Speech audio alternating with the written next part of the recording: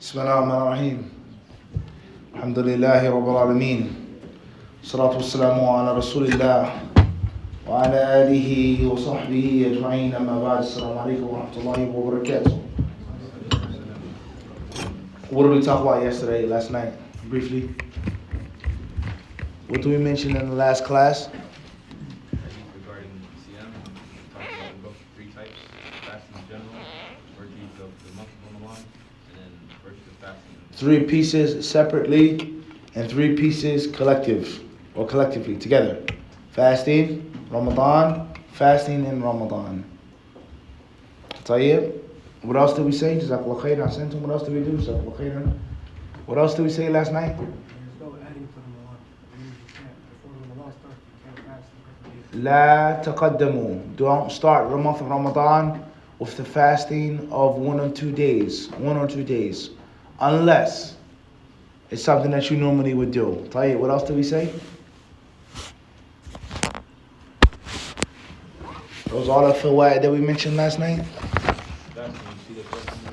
صوموا لرؤيته وافطروا لرؤيته فإن غم عليكم فاقدروا له فأكملوا عدة شعبان 30. Alright, what else did we say?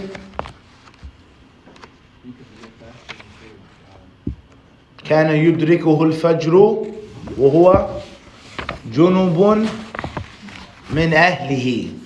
A person who's junub can fast. Obviously, they're going to make the ghusl or tayammum before the fajr. طيب خيرا inshallah. What else do we say? A person who forgets, who ate or drank something forgetfully, the fast is lawful. طيب.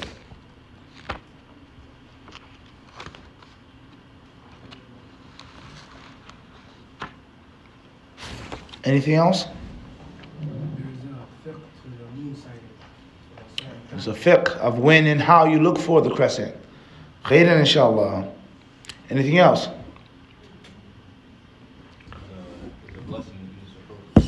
فإن في السحور بركة. طيب. Anything else? Alright, Jazakumullah khairan. Let's get started with tonight or today's class. Hadith number 191. باب الصوم في السفر وغيره. عن عائشة رضي الله عنها أن حمزة بن عمرو الأسلمي قال للنبي صلى الله عليه وسلم أصوم في السفر وكان كثير الصيام فقال إن شئت فصم وإن شئت فأفطر. Next chapter is, and before we move on, one of the advantages of Umdatul-Ahkam is that most of the hadiths, the overwhelming majority of the hadith are going to be from Bukhari and Muslim, with a few small exceptions. And the advantage of that, especially as the beginner, you don't have to worry about getting caught up with what's sound and what isn't sound. And the differences of opinion among the ulama of hadith regarding sahih, da'if, shadh, munqati', sami'a minhu, lam yasma' minhu, etc. Bukhari, Muslim. That's an advantage. But at the same time, like anything else in life, every advantage is also a disadvantage. Or most. And if the hadiths are only from Bukhari and Muslim, that means the hadiths are going to be limited. And you're not going to be able to get every single chapter and every hadith in A, B, C, D, E, F order. So an advantage of Umdatul-Ahkam over Bulugh al-Maram, Bukhari and Muslim. A disadvantage of Bulugh al-Maram is that is Abu Dawood, Ahmad, Ibn Abi Shayba, and there's much khilaf with regards to many hadiths. But an advantage of Bulugh al-Maram over Umdatul-Ahkam is that because the sources aren't limited just to Bukhari and Muslim, it's going to give you better tartib. And it's going to give you every step of the way, a hadith on every step of the way. Umdatul-Ahkam, it doesn't have that. Because Bukhari and Muslim didn't collect every authentic hadith or authentic hadiths. Rather, they're summarized books. So when you're studying, there's an advantage and there is a what? A disadvantage. فهمنا هذا. So we look at Umdatul-Ahkam here. We start off with some ahkam, and now we're already in fasting while traveling. And then there's much. And there are many rulings of fasting that we didn't even get to. And this is one of the reasons why. Alright, طيب, خير inshallah. 191. Muallif, the author says, عن عائشة رضي الله عنها أن حمزة بن عمرو الأسلمي قال للنبي صلى الله عليه وسلم أصوم في السفر. Aisha narrated that a man whose name was Hamza ibn Amr al-Aslami, O Messenger of Allah, can I fast while traveling? أصوم في السفر. Can I fast while traveling? وكان كثير الصيام. جملة معترضة. In the middle. This man used to fast a lot, meaning a lot of nawafil, tatawwa. And the Messenger of Allah sallallahu alaihi wasallam, he told him, "In shi'ta fasum, when shi'ta fa'aftir." You have the option. Fast if you want to, break your fast if you don't want to. The main lesson from that hadith is that when a person travels, it is lawful for him to break his fast, and it is lawful for him to keep his fast. Which of the two is better? That's a discussion among the people of knowledge. Which of the two is better? Is it best to break the fast, or is it best to keep the fast, or does it depend on the situation? This hadith shows us is that it is not mandatory to break the fast based off of that narration. Hadith 192. عن أنس بن مالك رضي الله عنه قال كنا نسافر مع النبي صلى الله عليه وسلم فلم يعب الصائم على المفطر ولا المفطر على الصائم. 192 is reported by Anas. كنا نسافر. We used to travel with the Prophet صلى الله عليه وسلم. فلم يعب الصائم على المفطر. Those from us who were fasting never criticized those from us who weren't. And those who had broken their fasts said nothing negative about those who were keeping their fasts.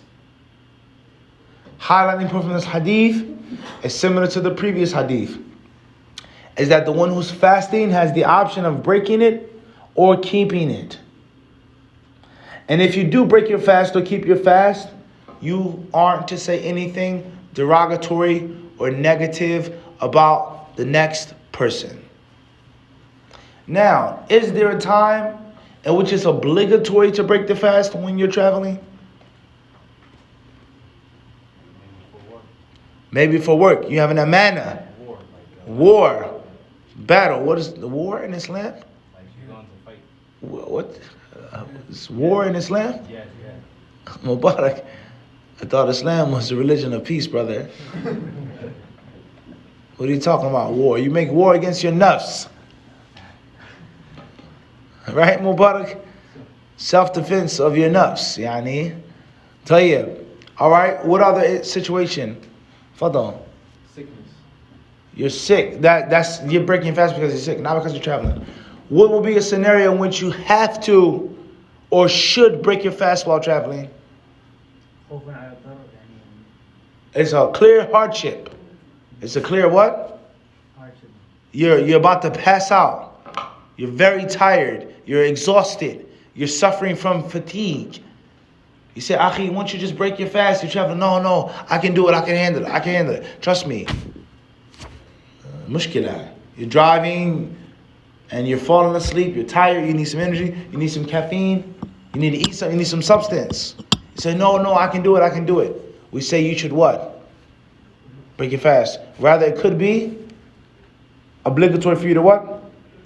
Break your fast. All right, tayyib.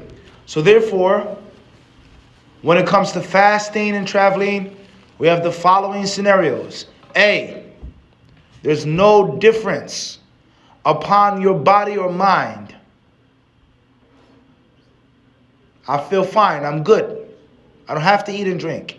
Should you break the fast or should you keep the fast? Is it an option, an equal option, or is it best to keep the fast? Or is it best to make the iftar and to take the rukhsah, the concession? Secondly, when is it mandatory to break the fast when traveling? Thirdly, when is it highly recommended? You need to break your fast. You don't have to, but you should. Last but not least, this hadith shows and teaches us is that we must avoid criticizing Muslims who are taking optional choices within the boundaries of the deen, the boundaries of the sunnah. There should be no criticism.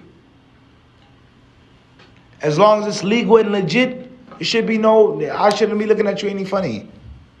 As long as it's what? Within the boundaries of licit options. And it's a life principle. This can make your marriage better, longer. If your wife wants sunny side up eggs and you like your eggs scrambled, you shouldn't say anything about how she's eating her eggs. And you'll be shocked. Small little things like this that people always have something to say about. It speaks volumes. And it gets under the skin of your spouse. Every little small thing I do, you say something. You make a joke out of it. You make a smart remark. What's wrong with eating eggs like this? Why do I have to have scrambled eggs? You eat poached eggs? Only such and such people, only such and such race people eat those types of eggs. You like sunny side up eggs? You like over easy eggs? Oh, you must be from such and such. Sound familiar or not? You dress like this? You wear boots like that? Oh, you got to be from such and such a part of town. What's the problem? I have on shoes. I'm not barefooted. And even if I wasn't wearing shoes, many people, cultures in the world, many countries and races don't wear what? Shoes. Why do I have to conform to one specific style? So, once again, the qaida is a maxim of life, let alone in Islam. As long as it is what? In the boundaries of acceptability, there should be no what? I shouldn't make fun of you or look down upon you. فَلَمْ يَعِبْ الصَّائِمُ عَلَى الْمُفْتِرِ وَلَا الْمُفْتِرُ عَلَى الصَّائِمِ. Those who kept their fast, they never said anything negative about those who what? Oh, you're weak. You just want to eat and drink. You just want to take the allowance. You're this, you're that. But then we should avoid this. And of course, this is applicable to da'wah. It's a mas'ala, it's an issue of ijtihad. You see a view, you hold a view, and I hold a view. It's not ijma', it's not consensus mubarak. It's not something agreed upon by the ulama.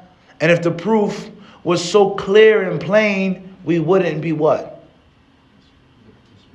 We wouldn't be disputing. If the proof was conclusive, we wouldn't be disputing. So the dalil, the proof, that the proof is objective and is understood differently is the fact that we're what? We're different. We're not talking about somebody who just doesn't care. They don't want to follow the rules. They're upon some other type of nuance. We're both trying to be al-hadith. But I say the finger moves and you say the finger stays still. I have my proof, you have your proof. Why do I have to speak negatively about you? So da'wah would be better if we understood and implemented this hadith. Da'wah, the people of knowledge. If they just read this one hadith, فَلَمْ يَعِبَ الصَّائِمُ عَلَى الْمُفْتِرِ وَلَا الْمُفْتِرُ عَلَى الصَّائِمِ. The Muslims will be better. The world will be safer if the people just thought about this. Outside of the boundaries is what? Different discussion. Al-amr bil-ma'ruf wal-nahy al-munkar rad al-mukhalif. طيب, no problem. But that's not what we're talking about. That's not what we're discussing. Next hadith, hadith 193. عن أبي الدرداء رضي الله عنه قال خرجنا مع رسول الله صلى الله عليه وسلم في شهر رمضان في حر شديد حتى إن كان أحدنا لا يضع يده على رأسه من شدة الحر وما فينا صائم إلا رسول الله صلى الله عليه وسلم وعبد الله بن رواحة. Hadith 193. Abu Darda radiallahu anhu says, one day we traveled with the Messenger of Allah, we traveled with the Prophet sallallahu alaihi wasallam in the month of Ramadan, fi harrin shadidin. It was very hot. Very hot. So hot. Hatta in kana ahaduna. One of us, some of us, we put our hands on top of our heads as if our heads were smoking. It was so hot. Smoldering heat. Scorching heat. And the only people who kept their fasts were the Messenger of Allah sallallahu alaihi wasallam and Abdullah ibn Rawaha. How do I report from the hadith? As A, it is optional to keep the fast again. B, it is recommended to break the fast if there's a hardship and a difficulty. And C, this shows us the virtue, of course, of the Prophet ﷺ and the virtue of Abdullah ibn Rawaha. Endurance. And the hadith also shows, ويدل الحديث أيضا على جواز السفر في شهر رمضان. The permissibility of traveling during Ramadan. Somebody may say it's disliked to travel in Ramadan. يكره السفر في صيام أو في شهر رمضان. You shouldn't do it. It's يجوز, it's permissible. Next hadith states, and another faida Amir from this hadith is that the leader should be mindful of his subjects and his followers. Nor should he hold them responsible for not meeting his level of endurance. The Prophet kept his fast. He didn't speak negatively about what? Those who broke it. Everyone understand this? Your endurance is a thing. Your followers may not be what? To that level. So that's a faida with regards to leadership and with regards to management. Leadership and management. Your children, you want to push them, you want to encourage them. But your children, they may not have the same zeal or vigor. They may not have the same enthusiasm as you have for certain things. Deen or dunya. And many parents, unfortunately, they make fun of their children, they mock their children, and they force and push their children to do things that they don't have to do. And instead of liking the thing, the person is just going to get a bitter taste of that thing. And they're going to rebel, and they're going to shun it. So a parent reads Quran every single day, every salah, every hour. Is that mandatory? No. Is it best? Is it virtuous? For sure. The child may not have the what? The same, not even ability, just don't have the same zeal. You try, you encourage the child, but you can't guilt shame the child and force the child to meet and to match your level. And in most cases, it will have the opposite effect. And it will push the child further away. So the Prophet ﷺ, he kept his fast, and he did not demand the Sahaba to what? Meet his endurance. That's the highlighting point. With regards to leadership and management. In the Arabs, they say, أَنَّ الضَّعِيفَ أَمِيرُ الرَّكْبِ. The weak one is the leader of the caravan. الضعيف Amirul Rakb. The leader of the caravan is the what? The weakest. Meaning the caravan has to travel at his pace. And the caravan does not travel at the pace of the fastest, nimblest, most enthused. There's a rule of management in life. Khairan inshallah. Next hadith. عن جابر بن عبد الله. Hadith number 194. قال كان رسول الله صلى الله عليه وسلم في سفر فرأى زحاما ورجلا قد ظلل عليه فقال ما هذا؟ قال صائم. قال ليس من البر الصيام في السفر. وفي لفظ لمسلم عليكم برخصة الله التي رخص لكم. Narrated Jabir ibn Abdullah, one day the Messenger of Allah ﷺ was traveling and he saw a group of people and a man whom the people were shading from the sun. They were fanning him, cooling him off. ظُلِّلَ عَلَيْهِ, pouring or sprinkling water upon him. What is this? What's the matter? What happened to him? He fainted, O Messenger of Allah. He passed out. He was fasting and he ran out of endurance. He ran out of gas. He collapsed. The Prophet ﷺ said, it is not an act of piety to fast while traveling. It isn't an act of piety to fast while traveling. A wording in Muslim states, alaykum bi rukhsatillahi allati rakhasa lakum. Take Allah's concession. I.e., the man did not have to fast, but he chose to. But he was unaware, he was ignorant, and he was heedless about his level of endurance. Hence, he passed out. He caused himself bodily harm when he wasn't required to do so. No one forced you to fast. It's not mandatory for you to fast. So if you can't take it, if you don't have the endurance, then you should break the fast. You should break the fast. That's the highlighting point from the hadith. So this hadith shows us is that when traveling, and it's a hardship, and it's a difficulty, it is highly recommended to break the fast, and you should not keep it. Laysa min al-bir. It isn't piety to punish yourself, to torture yourself. It's not getting you closer to Allah subhanahu wa ta'ala.